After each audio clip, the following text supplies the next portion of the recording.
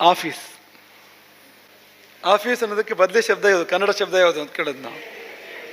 ಕಚೇರಿ. ಈ ಕಚೇರಿ ಬಗ್ಗೆ ಇವತ್ತು ಸ್ವಲ್ಪ ನಾವು ಚಿಕ್ಕ ಒಂದು ಅನ್ವೇಷಣೆ ಎಲ್ಲಿಂದ ಬಂತು, ನಮಗೂ ಸ್ವಲ್ಪ ಅನುಮಾನ ಇತ್ತು. ಕಚೇರಿ ಶಬ್ದ ಕೇಳಿದಾಗ ಇದೇನಾದ್ರು ಅರೇಬಿಕ್ ಮೂಲದ್ದಿರ್ಬೋದಾ ಅಥವಾ ಪರ್ಷಿಯನ್ ಮೂಲದ್ದಿರ್ಬೋದಾ ಅನ್ನೋ ಸಂಶಯ ಇತ್ತು ನಮಗೆ. ಅಂತ ಕೆಲವು ಶಬ್ದಗಳು ಆಗಿರ್ತವೆ.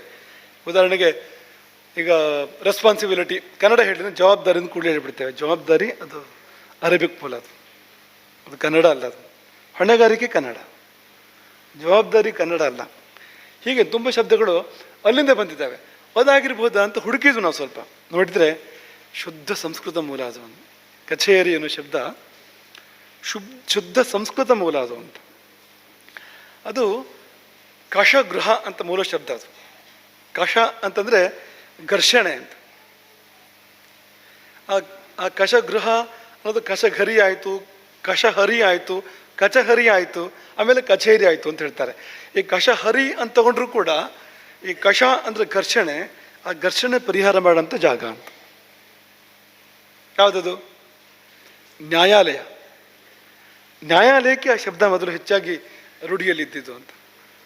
ನ್ಯಾಯಾಲಯಕ್ಕೆ ಯಾಕೆಂದರೆ ಘರ್ಷಣೆಗಳನ್ನು, ವಿವಾದಗಳನ್ನು ಪರಿಹಾರ ಮಾಡೋಂಥ ಸ್ಥಾನ ಅಲ್ವಾ ಅದು.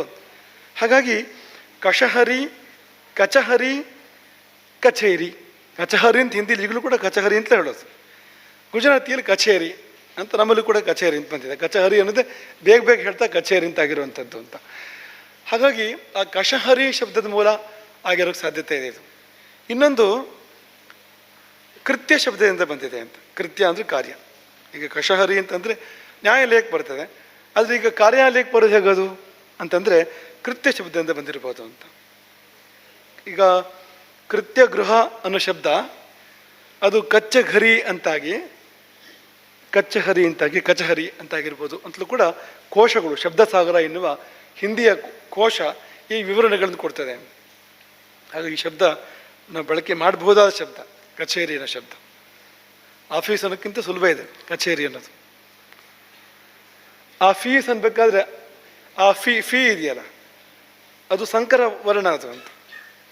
ಆ ವರ್ಣ, ಆ ಎಫ್ ಅನ್ನೋ ವರ್ಣ ಇದೆಯಲ್ಲ, ಅದು ಒಂದು ಸ್ಥಾನದಲ್ಲಿ ಉಚ್ಚಾರಣೆ ಆಗೋದಿಲ್ಲ. ಅದು ಸ್ಥಾನಗಳಿದೆ. ನಮ್ಮ ಬಾಯಿ ಒಳಗಡೆಗೆ ಸ್ಥಾನಗಳಿದ್ದಾವೆ ಅಂತ.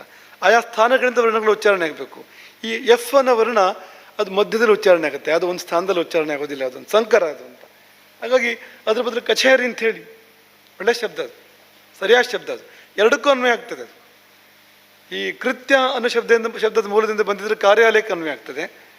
ಅದು ಇನ್ನೊಂದು ಕಷಹರಿ ಅನ್ನೋ ಶಬ್ದದಿಂದ ಬಂದಿದ್ದಾಗಿದ್ದರೆ ಅದು ನ್ಯಾಯಾಲಯಕ್ಕೂ ಕೂಡ ಅನ್ವಯ ಆಗ್ತದೆ. ಎರಡು ಕಡೆ ನಮ್ಮಲ್ಲಿ ಈ ವಾಡಿಕೆಯಲ್ಲಿ ಬಂದಿದೆ, ಅದು ಎರಡು ಮಿಶ್ರಣಾಗಿ ಬಂದಿದೆ. ಕೋರ್ಟು ಕಚೇರಿ ಅಂತ ಹೇಳೋ ಪದ್ಧತಿ ಉಂಟು ಅಲ್ವಾ? ಕೋರ್ಟು ಕಚೇರಿ ಅಂತ ಹೇಳ್ತಾರೆ ನೋಡಿ ಅಂತ. ಕೋರ್ಟು ಕಚೇರಿ, ಕಚೇರಿ ಅಂದರೆ ಅದು ಅಂತ. ಆ ಕೋರ್ಟೇ ಕಚೇರಿ ನಿಜವಾಗೋದು. ಅದು ಬಂತು, ಇದು ಬಂತು ಆಮೇಲೆ ಅಂತ. ಅದು ಅಲ್ಲಿಗೆ ಹೆಚ್ಚು, ಆ ಶಬ್ದ ಅಲ್ಲಿಗೆ ಧ್ವನಿ, ಆ ಧ್ವನಿ ಅಲ್ಲಿಗೆ ಇದೆ ಅಂತ. ನ್ಯಾಯಾಲಯಕ್ಕೆ ಇರ್ತಕ್ಕಂಥದ್ದು ಧ್ವನಿ ಅದು ಅಂತ. ಹಾಗೆ ಬೇರೆ ಶಬ್ದಗಳು ಕೂಡ ಇದೆ. ಕಾರ್ಯಾಲಯ ಶಬ್ದ ಇದೆ. ಸಾಮಾನ್ಯ ಎಲ್ಲ ಭಾರತೀಯ ಭಾಷೆಗಳಲ್ಲಿ ಈ ಆಫೀಸಿಗಿರೋ ಶಬ್ದ ಕಾರ್ಯಾಲಯ ಅಂತ. ಹೆಚ್ಚಿನ ಭಾರತೀಯ ಭಾಷೆಗಳಲ್ಲಿ ಕಾರ್ಯಾಲಯ ಅನ್ನೋ ಶಬ್ದವನ್ನೇ ಆಯಾ ಭಾಷೆ ಶಬ್ದವಾಗಿ ಇಟ್ಕೊಂಡಿದ್ದಾರೆ. ಸಂಸ್ಕೃತ ಮೂಲ ಅದು. ಕಾರ್ಯಸ್ಥಾನ ಅಂತಲೂ ಆಗ್ಬೋದು, ಕಾರ್ಯಗಳು ನಡೆಯುವಂಥ ಸ್ಥಾನ ಅಂತ ಆಗ್ಬೋದು. ಕಾರ್ಯಸ್ಥಾನ ಅಂತ ಹೇಳಬೇಡಿ ಆಮೇಲೆ, ಕಾರ್ಯಸ್ಥಾನ. ಅದು ಇವತ್ತಿನ ಆಫೀಸ್ಗಳೆಲ್ಲ ಹೆಚ್ಚಾಗಿ ಕಾರ್ಯಸ್ಥಾನಗಳು ನಡೆಯೋ ಜಾಗಗಳಾಗ್ಬಿಟ್ಟಿದೆ ಅಂತ. ಹೆಚ್ಚಾಗಿ ಕಾರ್ಯಸ್ಥಾನಗಳು ನಡೀತಾ ಇರುವಂಥದ್ದು. ಇನ್ನು ಒಳ್ಳೆ ಕೆಲಸ ನಡೀತಾ ಇರೋದಿಲ್ಲ ಅಲ್ಲಿ ಅಂತ. ಒಬ್ಬನು ಏನೋ ಒಂದು ಕಷ್ಟದಲ್ಲಿ ಬಂದರೆ ಅವನನ್ನು ಅಳೆದಾಡಿಸೋದು ಹೇಗೆ, ಅವನಿಂದ ವಸೂಲಿ ಮಾಡೋದು ಹೇಗೆ ಹಣವನ್ನು, ಇಂಥದ್ದೇ ಪಿತೂರುಗಳು ಮಾಡೋದು ಹೇಗೆ, ಅಂಥದ್ದು ನಡೆಯುವಂಥದ್ದಿಲ್ಲ. ಹಾಗಾಗಿ ಕಾರ್ಯಸ್ಥಾನ ಅನ್ನೋದಕ್ಕೆ ಹತ್ತಿರ ಇದೆ. ಇನ್ನೊಂದು ಶಬ್ದ ನಾವು ನೀವು ಸಲಹೆ ಕೊಡುವಂಥದ್ದು, ಆಫೀಸ್ ಅನ್ನೋ ಶಬ್ದದ ಜಾಗದಲ್ಲಿ ಕರ್ತವ್ಯ ಅಂತ ಬಳಸ್ಬೋದು ಅಂತ.